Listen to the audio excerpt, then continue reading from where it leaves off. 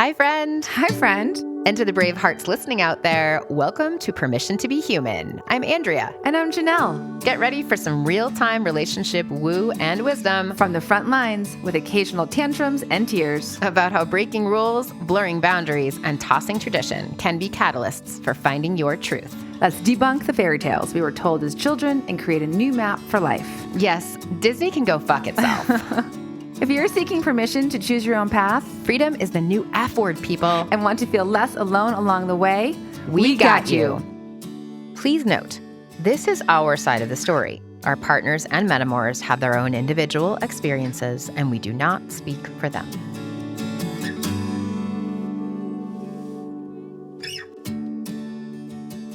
Hey, Andrea.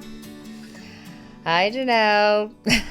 I am so excited to interview you for this episode, which is the poly how-to for couples who are just beginning. We're just diving in. Welcome to Permission to be Human. We are here to tell you juicy stuff about taboo topics.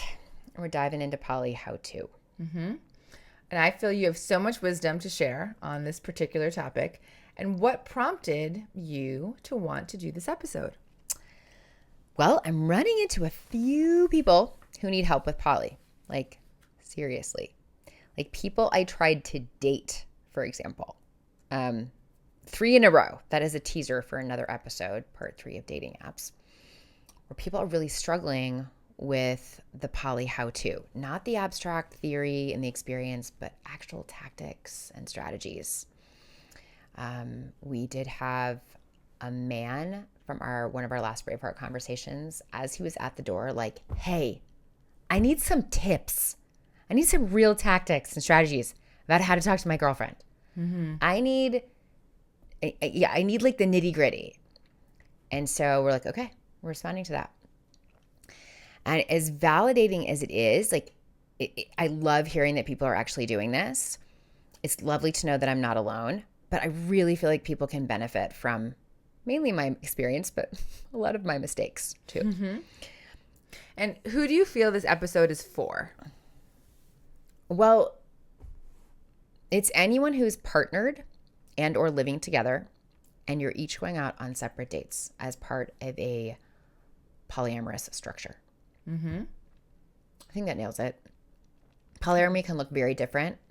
You can design your own way or brand of polyamory. But if you are going out on separate dates with different people than your primary partner, this episode could be for you. Great. And it looks like we're going to go over 6 topics. There's number 1, the coming home plan. Mm-hmm. 2, information sharing. 3, time batching. 4, public versus private. 5, basic communication. And then 6, sexual conduct. It's such juicy content, so let's get started. Okay. Yes. I think I added a few more too. The L, the love word, the big L, and the intermixing of your primary and your secondary. Okay. Partners. So we got 8 topics here, Braveheart. So exciting. Okay, so let's get started. Yep. The first one, the coming home plan. What are some of the questions people should be considering? Right. So when your partner goes out, your primary partner goes out for the night, do you need contact throughout their night out? Do you want them to wear a cologne so they don't smell like the other person? When they come home? Yeah, when they come home. Do you want them to sleep on the couch or at the office or in another bedroom? Or do you want them to sleep there at their secondary partner's place? Or do you want them to come home? Do you need cuddled when you get home? Do you want them to join you in bed? Would you prefer they didn't join you in bed? These are all questions you need to ask yourself and have a serious, intentional discussion with your primary partner about. And I would imagine that whatever your answer is, that it changes over time as a relationship could be developing with the partner and their metamour. Yeah, I will say for all of these questions, you probably need to ask them and address them every 30 days. Okay, great. As the rule of thumb. Right. So this is real-time living. That's what polyamory feels to me. It's real-time living because it means who are we in the moment, and it can change frequently. Okay, so how did you handle the coming home plan? So we had no idea about any of this. So we had to make the mistakes before we found solutions. But so I had to realize, I'm like, oh, you smell different. I'm like, oh, that's your girlfriend's smell, right? Like she smells in a particular way. We all have a particular smell. And I was like, okay, we need to fix this. You know, he was showering before he came home, but still there was a smell that would linger on his clothing and on his body.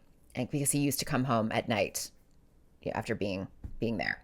So easy fix. We bought some cologne. We put it in his car. He puts it on every time he gets out of his car before he comes in the house. Mm-hmm. And, you know, that was helpful for sure. Mm-hmm. And, you know, if he would forget, I would know immediately. Mm-hmm. Right? There was a very distinct kind of smell association.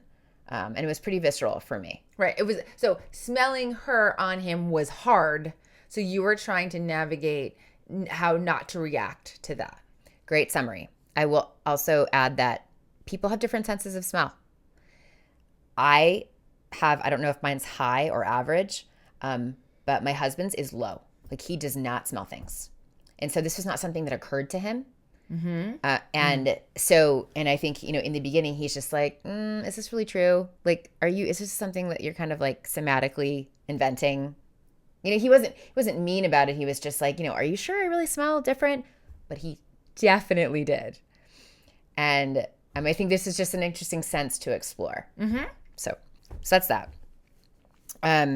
As for contact, my husband originally voluntarily began texting me good night in the middle of his nights out, right? So he would say, good night, I love you, hope you've had a great night.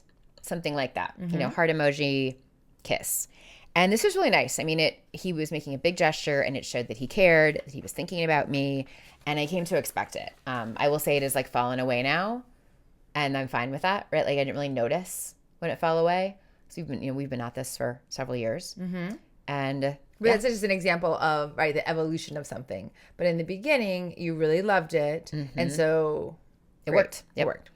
As for post-date, cuddling and sleeping arrangements, at first, I wanted him to come into the bedroom. Like this was tied to my codependency. Like I felt like I needed him to metaphorically and literally come back to me, right? But ultimately, it wasn't the best solution because it disrupted my sleep. You know, I found myself just waiting for him to get home, waiting for the light to come on. And, you know, you just have to try out different options. Like we did that for a while. And then eventually we played with him sleeping on the couch. And so then it wouldn't interrupt me. Then I could still hear him come in and I'd still be thinking about it. Wonder how his date went. Eventually he did shift to sleeping at her house and coming home in the morning. And then there was another thing to work through, right? He would come home in the morning. I'd be sitting on the porch in my robe doing my journaling.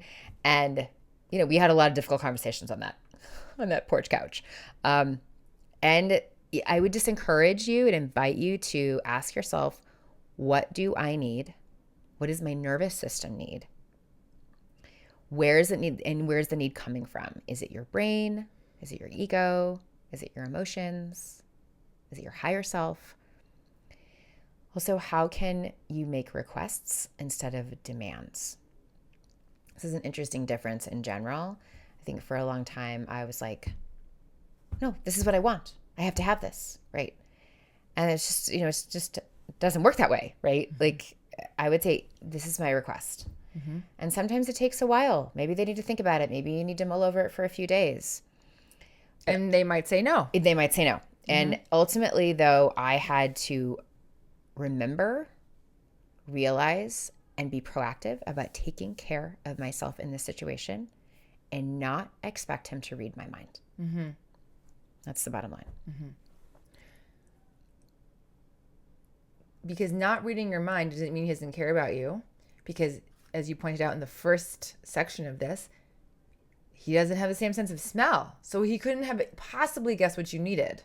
Yeah, we're not the same person. Right. Okay, excellent. So much juicy stuff already. Next up, information sharing. Yeah. What should Bravehearts consider?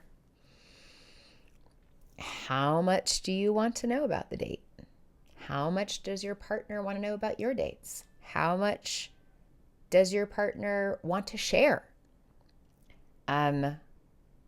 like, what's your communication style? Would you prefer they tell you, or do you want to ask questions? And these are heavy topics because, yeah, I mean, it was hard. I mean, I feel like I just have a need to know. This is kind of my thing about anything from scheduling, a soccer practice to what my husband's doing with his secondary partner. Like, I wanted to know. Whereas my husband was much better just kind of compartmentalizing things and not necessarily wanting to know everything. So I think first is coming to terms with there being an imbalance. Like, I wanted to know everything. He did not want to know everything. Mm-hmm. And at first I didn't like that. I was like, why don't you want to know? Aren't you curious? That bothered me too. Mm-hmm. So it's crazy. There's a couple of things here, and partly because I know your situation, right? That you're someone who wants to know. He's also not someone who thinks to share. No. So not only does he not want to know, he also doesn't think to share. And so there's a very big difference in terms of a communication dynamic and way of being that you're navigating on both sides of absolutely that. And let me just add that it's not that he's just not one to share about this private date he had. He's not one to share about what happened at the family event. Exactly. Right? Like, if someone turned up pregnant at the family event, I would have had to say, so is anyone pregnant? Right? Mm-hmm. Like, that's just not something he does. I naturally share when I get home from anything. I've actually realized in the past that sharing helps make things real to me. Like, when I learn something, I immediately think about who I'm going to share it with. And I now take a step back and say, oh, no, it's for me. Mm-hmm. Like, I don't have to share it to make it real. So I just want to call this out, Braveheart. This is one of the reasons why polyamory we have found to be actually a catalyst for our own personal growth. Yeah. Because what you just described is a lesson for yourself that actually has nothing to do with anyone else. And you only learned it through polyamory and through having to navigate situations with your husband. But it's actually about you and how you're communicating and what you need. Totally. So then the second part is that my husband was always navigating between telling me too much and upsetting me. He naturally would then be like, inside his system, he's just like, oh, no, I don't think I better show that because she's going to freak out, right? But then me wanting to know. So it's just this dance. I mean, this years-long dance we did, which was incredibly challenging. I mean, it's still kind of hard, but we have come so far. So you have to find that right groove between the personalities. Ultimately, it's this dance, too, between the right to know, which is not that conscious or clean, not to say there could be partial truth in there. But I was like, no, I deserve to know what's going on. Not everything. I definitely was never like, tell me the details of how you made love. Nothing like that. But I felt there were certain things that I was like, I need to know that because that impacts me or impacts our child or impacts our schedule. And of course, we had different judgments about what those things were. And then the other side is the right to privacy for him and his relationship. Like, he's having a relationship outside of me. Like, it's not a threesome. It's a twosome. So that was important. Another thing is managing your own rabbit holes. So I often let my need to know speak louder than my emotional maturity. So I would get information first because I wanted it so bad and then realize it was not helpful for me to know that. I'm like, great. This is a vision in my head. Why do I know this? Right? Right. And also knowing you is then you would react. Like he was doing what you asked, which is to tell you what you wanted to know. And then you were like, fuck, I don't need to know that. And then you would react. And then that would. And he'd be like, well, I don't want to share anymore. Like, right. Oh my God. Like, how do we even get through this? Right. So we also did not set good containers for talking. In the beginning. In the beginning. Like it should be very intentional. You should find a neutral space. You should find a good time of day for you both. You should find privacy. Maybe sit back to back. Like, own your own shit. Know that all processing and feelings are valid and can be hard. Recognize how your sadness or hurt manifests. While my husband was really triggered by my anger, like, he was very sympathetic to my hurt, right? So I tend to react and be angry in the moment. And he was just like, why are you angry at me? We've agreed to this. What the fuck? But then, when I was hurt, like, it actually wasn't easy in the beginning, but he learned to like have compassion for me and be sympathetic. So that's just something, a whole thing to unpack for you. if you find yourself saying, why didn't you tell me this before? Why are you just not telling me this? Like, that's a red flag, because I did it and then I watched my boyfriend do it. So wait, the red flag is what? That if you find yourself saying to him, why didn't you tell me this before? Meaning that he should have told you before? But it always felt like it was too late, or he'd been hiding it, when that wasn't actually the case. Although sometimes, to be honest, it was. He wasn't hiding it consciously, but he was like, I think I'll just avoid that confrontation for now. I think that dance, again, between two different personalities, ways of being, attachment styles, all of this comes into play, is what I'm hearing here. And that, right? Like, if you're like, why, you know, like, why didn't you tell me this before? And in his mind, he's like, it just happened 3 hours ago. I'm telling you as soon as I could. And were you like, no, I needed it to happen the second you got in the car, or whatever? Like, so so it's not rational. So that doesn't work. And at the same time, though, it's important to note that this was not all me. Like, this is him putting off telling me because he doesn't want to deal with it. So there was both things. What's the it there? Part of it's just like, it could be my reaction, but it could also be like, it's going to be a difficult conversation, even if I handle it beautifully. Like, he just doesn't want to deal with it. So I get that. No, not blaming either way. Just what I'm saying is that there's actually no right answer. There's just two different answers. Yes, exactly. And so you're trying to navigate whose one is going to win if both of you are saying, tell me as soon as possible, and the definition of soon as possible is actually different. Absolutely. And even I think ultimately what this brings up for me too is important to note that this is going to bring up, actually, I don't want to project anything. For me, this brought up, I want you to be different. Why can't you be like this? And this is ultimately asking someone to have a different skin color. Like, oh, why can't you be black instead of white? Like, that's just, ridiculous of that is obvious. And just to remember, you are not going to change that person. Like, they might eventually change, but it's nothing to count on. And that's really not the point. It is learning to adapt both of your styles. Yeah. And that feels like it leads nicely into the next topic, which is basic communication. So I think you have to, for me, I've learned I have to consider my nervous system. And this is probably nervous system is only a phrase I started using probably in the last few years. So I was like, oh, my nervous system doesn't like it when this happens. So looking back, I think we would have benefited from my partner emailing me certain things about schedule or upcoming events, because then I would have read it, had time to process, had time to kind of come back down after maybe being like, this is hard, and then addressed it with him. I think that would have been a great tool for us. And we tried it a few times, and it just, like, we couldn't get into the habit of it. For obvious reasons, like, we're coming together and it's a difficult topic. It seems like it should be in person. So it's a little counterintuitive. So, that was just, that's one idea. But in general, you really do need to, as I mentioned before, establish a time to talk about this when there's privacy, when you're both in a good state, when you're not too tired, just planning a very set container.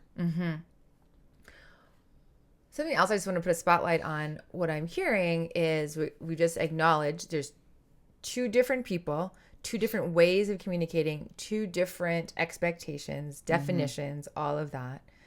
And that you and your partner both kind of, in order to get better at this, had to expect it's not going to, quote unquote, go well. Right? These are hard conversations. There are going to be blow-ups. You might react. He's going to react differently. You might react loud. He's going to react quiet. Both are reactions. Yeah. And just expect that difference and be okay with the differences, accept the differences, and all the reactions that come with it. And just remember that emotions are just energy. You have to move them through and embrace impermanence, right? Because I am someone who reacts big in the moment. And I also, I do need time. Like, I don't get over it right away. But I also don't need, like, 12 hours. Like, typically if it's happening at 8 in the morning, by noon I'm fine. right? I've been distracted, or whereas some people process things at a much slower rate and a quiet rate, right? Some people get over things immediately. Like it just depends on your system. Right. So really what I'm hearing and what you're describing here is learning about your own system. Ideally, your partner is learning about their system. And then you're saying, oh, here's two systems that we are working with, right? Yours takes longer to process. Mine is faster. Okay, great. What's the container look like to accommodate both of those things instead of one way or the other way? Exactly. Be better. Beautiful. Okay, next up, time batching. Time management is a thing, yo. I remember one article in the New York Times where a woman was responding or commenting to a poly article or within a poly article, and she said that poly people just have a scheduling fetish. And I kind of see her point. Like, I kind of do have a scheduling fetish. I'm addicted to Google Calendar. It's like my favorite thing to look at. It's just something I like planning and organizing. And my husband also happens to be like the opposite. Like he's just like scheduling is not his thing. He doesn't love doing it. It's like a necessary evil for him. So this is just something that I recommend you set up if you're good at routines to do at a certain time a couple times a week. So that's one thing. In a world of apps, you do need to decide what channel you and your primary use and which one you would use with others. I think it's important to have a separate channel. It was for us. Oh, I can just immediately see a few things you would avoid, risks you would avoid. Yeah, obviously sending people the wrong text, which never happened to us. We always had separate channels from the beginning. But the other thing is that we got into the habit of like silencing our phones. And so my phone sits on silent most of the day now, mainly because I have Zoom meetings. My husband's a therapist. He can't have the phone on. So that makes sense for us from a practical perspective. But I knew what channel he was using with his girlfriend. And when one of those alerts would come on, it would be out loud, right? And I would hear it and I would think, oh, there she is. Oh, there she is interrupting our dinner. Oh, there she is interrupting our conversation. And so it was just better for us to go on silent. And that really helped a lot. Yeah, that seems like such a concrete thing. And I just want to name, Andrea and I use an app called Voxer, Voxer, all the time. And she's my only person. Essentially, you were my dedicated Voxer channel. Oh, okay. Yeah. Forever. And then May, our new brand, not new, but our brand strategist, who's incredible, is also on Voxer. How many times have we messed up? As far as here's our group thread versus our one-on-one thread. And so if that had been anything. Of course. So that's just a perfect example of like different channels. It's dangerous. Are there certain nights when your primary partner wants all your attention?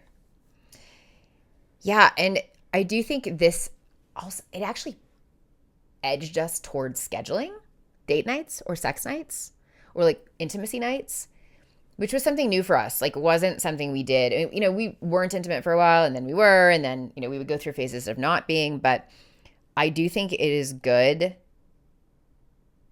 to designate some times that are free of the other, right? So I'm not going to be looking at my phone tonight. I'm not going to be looking at messaging. We also carved out places in the house, and our house is really small. We have a front porch and we have a side porch, and where I would go and tend to like look at messages from my boyfriend, or he would go and leave boxes for his girlfriend, and we would also go on independent walks to do that. I think inadvertently that helped us also have our alone time, though. Yes. I love, these are like Braveheart. So I'm just so grateful that you have Andrea to like guide you through some of this, because I feel she has navigated, through the rough waters to be able to share this really quality information that comes down to the nitty gritty. And some of this we haven't talked about. So I'm just reading this and hearing some of it for the first time. So really? I'm like, oh, I didn't know that. And we know that if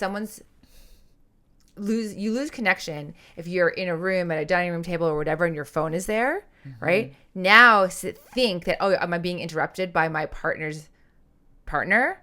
how activating that can be. And so what I'm hearing Totally. you say is like how to navigate and compartmentalize the opportunities for interrupting connection throughout the day. And oftentimes we think, oh, what are the nights that we're going out with our partners, with our boyfriend, girlfriend concept?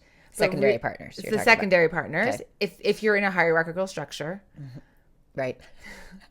is it another term, people, for a type of relationship? But what you're saying is, oh, and then what are the nights that I'm choosing to be with my primary? Are there any other sacred activities? Yeah, I remember being territorial in the beginning and thinking, like, my husband and I really like to dance together. And I was like, in my mind, I was like, no dancing with her, right? Like, no, like dancing just for me, right? Now, they didn't really go out dancing. It wasn't something they did. But then eventually they did, somewhere. And I was like, uncomfortable. And ultimately, which this really is just a code for how poly is and how you'll realize it is if you continue it, is that how he dances with me and how he dances with her are two completely different things, right? Because we're completely different people. And his relationship with her is completely different than my relationship with him. And I also realized, really, this was something he pointed out early on, I remember, is that we had all this common mundane shit together, right? Which I could have easily, and probably did a couple times, been like, she gets all the special time and I get all this making dinner shit. Thanks. Like, that was hard in the beginning. And that's why we had to carve out special time together. But I also realized that, like, family dinners, my daughter's basketball games, in-law events, Saturdays puttering around the house, planting flowers, going to bed every night. He was really good at reminding me to enjoy that stuff. He's like, how can we just like enjoy all this time we have together? We have so much time together. He's like, our percentage of time is so much bigger than what I spend with her. And yet all I could do sometimes was focus on like these nights he was leaving. Right? But it was hard because that mundane shit doesn't feel special. And you're just like, and we're navigating dentist appointments and taxes and family crises. And so, I eventually had compassion for his secondary partner as he did for mine, and thinking, oh, like, for a long time, she never got to wake up with him, right? She never got to have a slow Saturday morning with him. She didn't eat dinner with him usually. So it helped me actually appreciate the everyday so much more. I love that. Like, ultimately, I saw him much more than she did. So.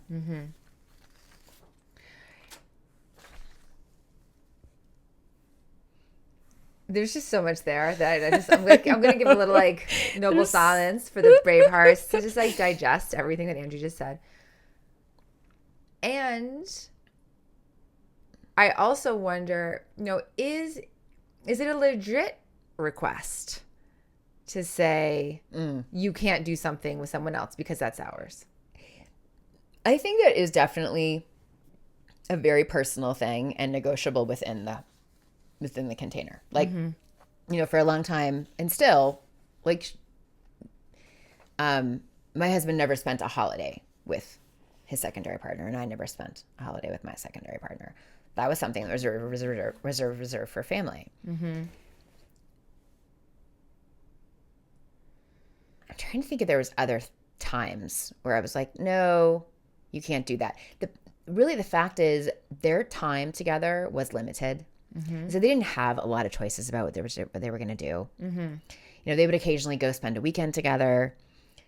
But it's interesting because that brings us to the next question here, which is public versus private. Yeah. What should people consider? Because in a way, it's like the sacred activities are also is one avenue of it, but then the other is like, how out are you? It's one thing if you're like, oh, I'm just going to go to their house and they're having sex all the time, and that's just like the vision of that. But right. That's not really what actually happens. Not reality. It really, because remember, Braveheart's polyamory is actually about talking, much more about talking than it is about sex. Well, you can set it however you want. Like, you might have different desires, but like ours definitely was separate relationships with lots of time spent together, sex being part of that. So I definitely was like, no hanging out in our neighborhood. Like, we have a small community, we have a school community. we know everybody on our block. Like, it just doesn't make sense, right? Like, there's a lot of neighborhoods in the city. Like, find another one. Mm-hmm. And that definitely made sense. And then when a community event did happen in public, it was disruptive and hard. Like, there was a temple, like a play party, there was a birthday party, there was a funeral. They were few and far between, but when they came up, I was like, and eventually, it was fine. Like, you just got used to that. You just got used to that. I did, yeah. Mm-hmm. And what about PDA? Is that allowed? I think in general, it depends on the style of the relationship. In general, I would say that when I was with my boyfriend, we were in a different city, and so like 1,000 miles away. So we didn't worry about that. Like, we could do that. Nobody knew us there. In Denver, I would say I was I would have encouraged my husband to be somewhat discreet, certainly. Not to out us so much about the poly. I think it's important to be intentional about this. But in the beginning, it was about the poly because no one knew. But eventually that, we shared this with other people. But there was a risk there of someone seeing him with someone else, clearly kissing someone else, and thinking, oh my gosh, he's cheating on Andrea. That happened to me. It did it. Oh, that's right. I remember that. Someone thought that they saw my husband out with someone, and they thought, oh, I guess their relationship must be struggling. Right. So it's amazing the assumptions. They didn't say anything to me until a long time after. Because I had not told them that we were poly. Okay, the next topic, which I kind of alluded to, which is that sex may not be the thing that happens, as you just said. Like, sex is only part of the relationship when we're talking about poly. But nonetheless, what should couples consider when it comes to sex regarding sexual conduct? Yeah. So it's good to establish some ground rules.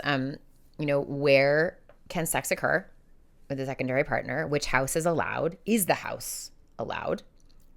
What's the deal with STIs? Who's tested? How often?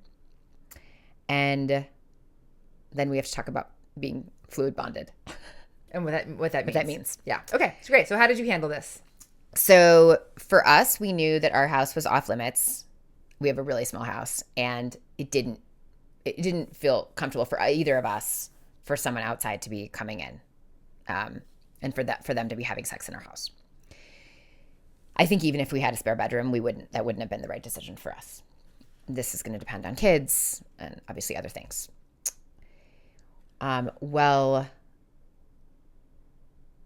We tested often. I would say, like, during some of that time we went to get STI tests once a quarter. Mm-hmm. And by that time, you meant like when you were both dating two different people? Correct. Mm-hmm. And eventually we decided to become fluid bonded. Is that how you say it? I feel like, okay. Which basically meant, like, I was having sex with my boyfriend without a condom. My primary partner, my husband, was having sex with his girlfriend without a condom.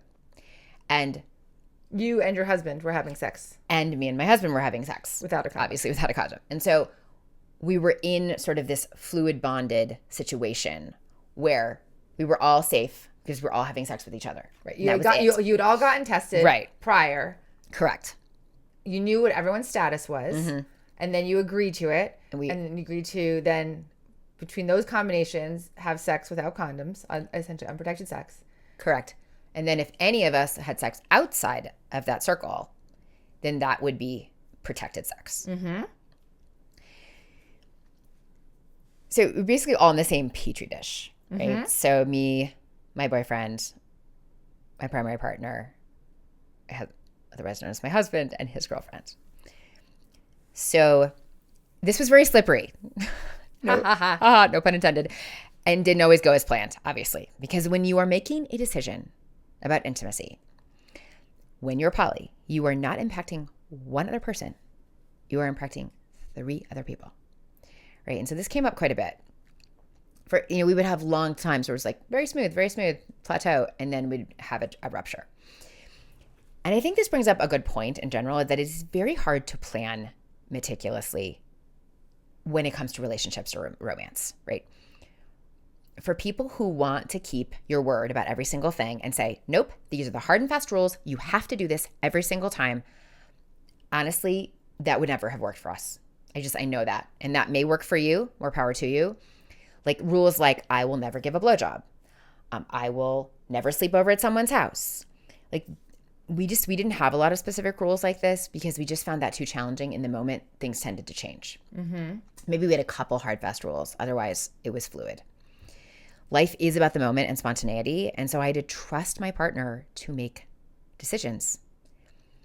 And worse, the harder thing was that I had to trust his partner, his secondary partner, to make the right or good decisions.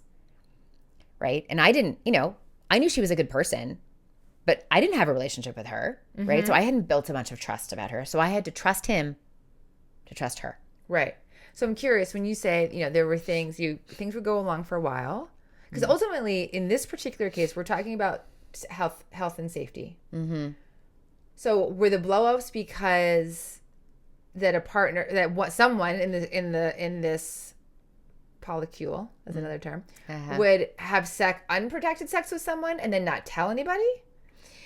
I think it's the omission of information sometimes, that not updating. I feel like I didn't get updates as often as I would have liked sometimes. Maybe he feels that way too. This is important to note that this is just our side of the story. I don't think this was him like being intentionally dishonest. This was just like, oh, I forgot to tell you, or maybe subconsciously he didn't want to talk about it. So an example of this would be that if a secondary partner is now so let's say your primary partner's secondary partner is not just dating your primary partner, but is looking outside, right? So maybe they're having sex with other people. Maybe one, maybe three. Right. At some point, that relationship may become serious. Right. And they don't want to wear a condom anymore. And you're like, wait a second. Now there's another person in this polycule. I don't know them. I don't know their name. I don't trust them. And I don't know if they've been tested. So now there's multiple layers of trust. I have to trust my husband, who trusts his secondary partner, and she trusts another partner. So that's a long web of trust to get involved with. Right. So I 100% agree with all of that. And I guess my question was, do you feel that is something, it's not that you have to agree to that's okay, but you're agreeing to explain it so that everyone's in choice about whether they want to participate in that or not. So what you have to navigate is if your primary partner's secondary partner has other partners, and at some point, those two people become serious, you have to decide if it's okay for them not to wear a condom. Right. I agree with that. Right. I mean, and that's where the hard conversations, the continued conversations, that polyamory, not for the faint of heart, because in this particular area, we're talking about health-related stuff. Yeah, we really are. And I know this makes it sound very complicated and hard, and it's up to you. Maybe you don't allow that. Maybe you're like, nope, we're not doing that. You can draw lines wherever you want. Right. Yeah. And and for me, I never got to the point of being fluid bonded in any of my situations other than with my partner. Yeah. Okay. So then moving on from sex to the L word. Were you allowed, that's a very funny word, allowed to fall in love? Yeah, and I think expect the unexpected here, right? We definitely started out well, no, we're not going to do that. And we both did it, right? We both allowed ourselves to do that. And to fall in love with your partners, other partners. Our secondary partners, yeah. We for us, neither one of us were interested in intimacy at a deep level without the L word. That's how I am. I will say, it happened the first night, with my boyfriend at the time. I'm like, oh, yeah. Oh, he's like, I love you. And I'm like, I love you too. We didn't even have sex yet. We just were so clearly bonded and had this kind of this attraction. I think this was a redefining of love. and an expansion of the word love. Right? That was the first time where I was like, oh, I love this person. I don't even know them that well, but like there is a love. Right. Is it the same kind of love that I have for my husband? No, it's different actually. Right. And it does not mean that you love your husband less. No. Right. And does it overlap with my husband's love? Yeah. There's similarities and there's differences.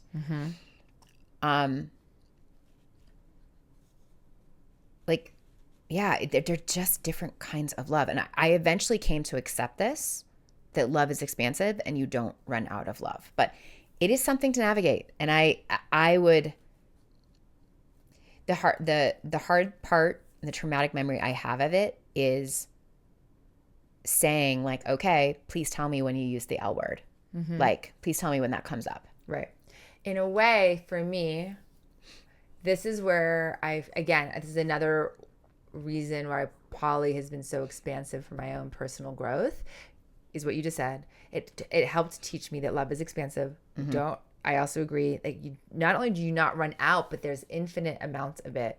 And yet I also had the same like, oh my God, we can't fall in love with other people because this is before I thought that. And I was like, oh, I'm so afraid. I'm so afraid. And it was so painful to actually, especially if you're the person on the receiving end of like, oh, someone like your partner just told you that they love someone else as well.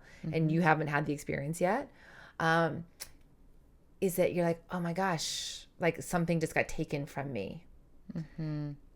And as Bravehearts, we recognize that can feel that way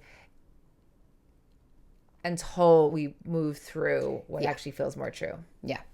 And this is our experience, like with two people on board, like also remaining committed in this situation. And it just, there's no guarantees. There's no promises of anything, right?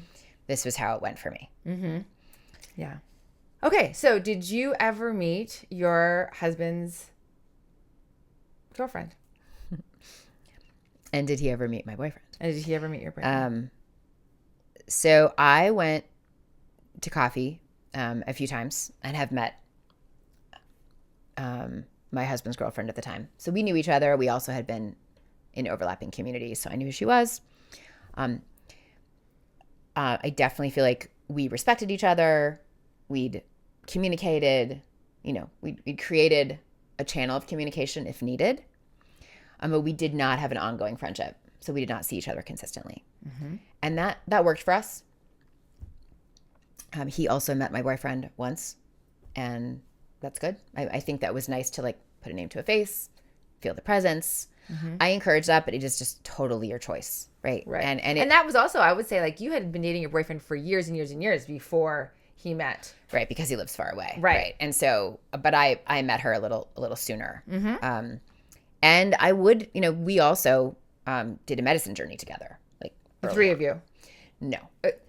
I did a medicine journey with his girlfriend, in a group setting. Right. And that was very bonding for us. So, this is just waters that you have to navigate yourself and figure out. There is a thing called kitchen table poly where I definitely have heard of people doing this, where the secondary partner or girlfriend or boyfriend is around in the morning, right? Or you all get to go to dinner together, or maybe you have a holiday together, or they're co-parenting your kids.